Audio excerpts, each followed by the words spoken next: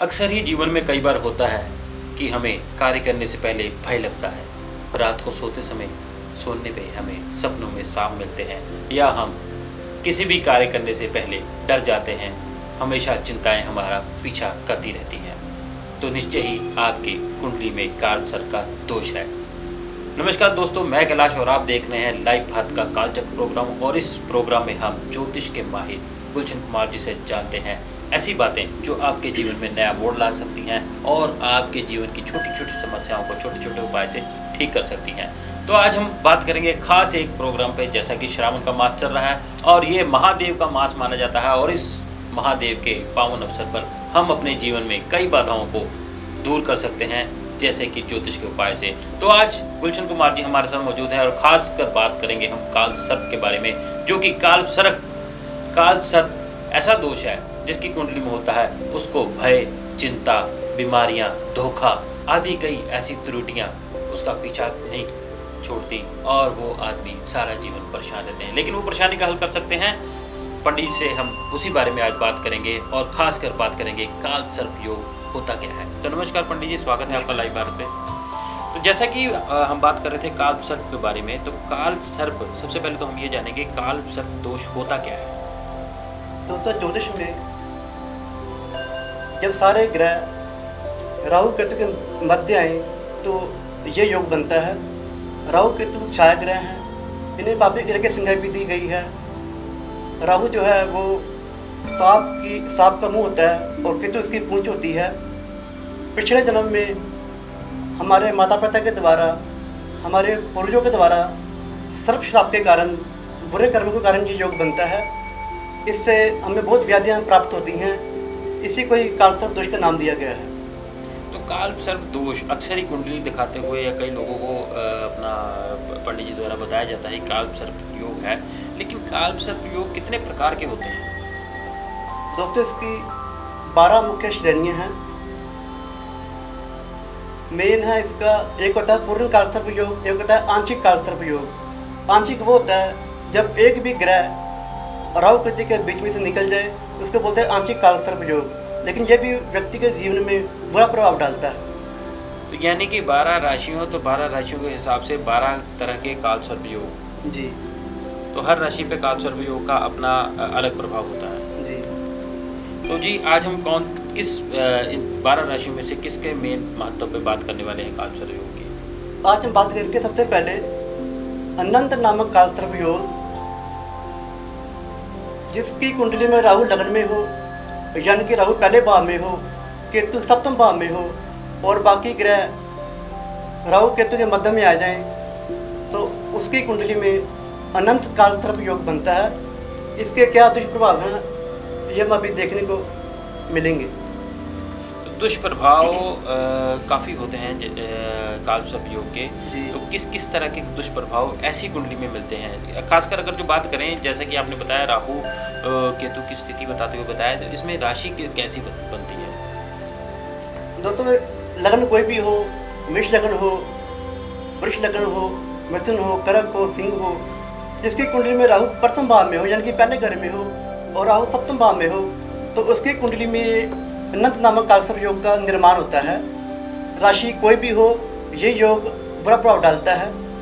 और कैसे कैसे बुरा प्रभाव इसका पड़ता है? किस किस प्रकार के बुरा प्रभाव हो सकते हैं आपके ज्योतिष विद्या के अनुसार?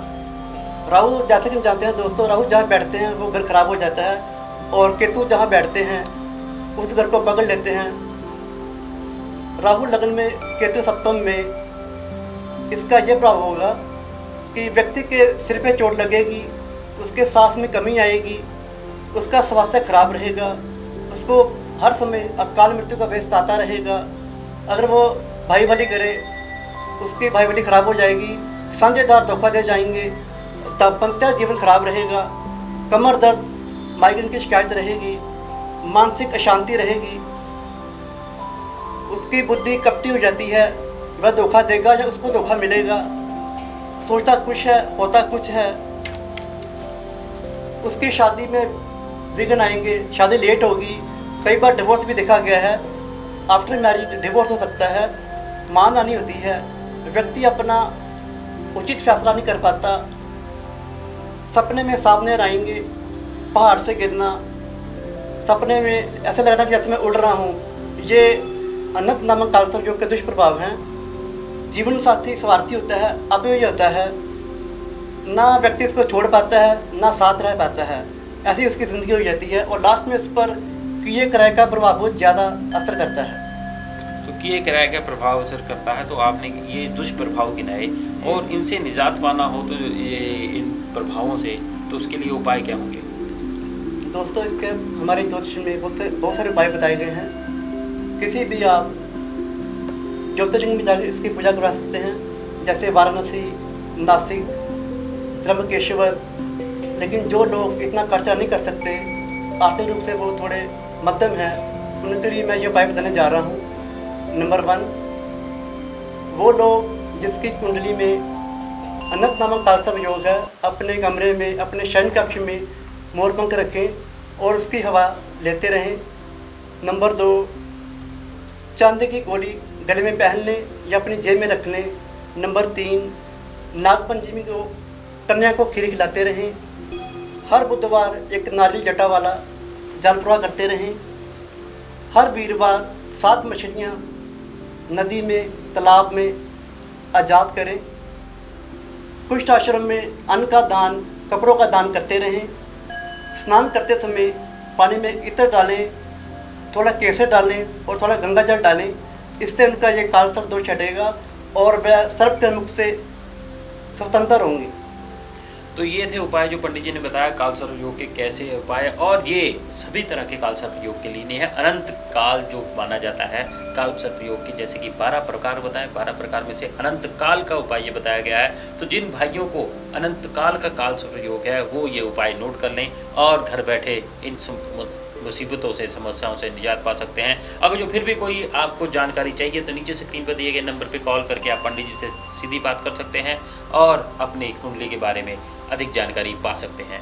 और रही बाकी 12 राशियाँ, तो 12 राशियों में से एक का, 12 प्रकार के प्रभाव में से एक की हमने बात की और हमारे अगले एपिसोड में इसके दूसरे प्रकार के बारे में बात की जाएगी। तो ये हमारा एपिसोड लगातार 12 दिन चलेगा और 12 दिन में हम हर दिन आपको काल सर्प योग के एक प्रकार से रूबरू करवाएंगे और इससे अगर जो आपकी कुंडली मैच करती है तो इसका उपाय करके आप अपने जीवन में खुशहाली ला सकते हैं। तो लाइव भारत का कालचक्र प्रोग्राम कैसा लगा कमेंट करके जरूर बताएं और अपने दोस्तों के साथ भी साझा करें, ताकि बिना समय गंवाए और किसी के ढोंगी बाबाओं के चंगुल में फंसने से पहले आप घर बैठे अपनी कुंडली के हिसाब से अपना उपाय करके और इन मुसीबतों से छुटकारा पा सकते हैं।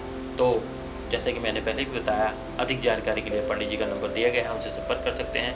तो बने रहें लाइव भारत के साथ। हम इसी तरह फिर आपके साथ रूबरू होंगे कालचक्र का प्रोग्राम लेके। तब तक नहीं इजाज़त। जय हिंद, जय भारत।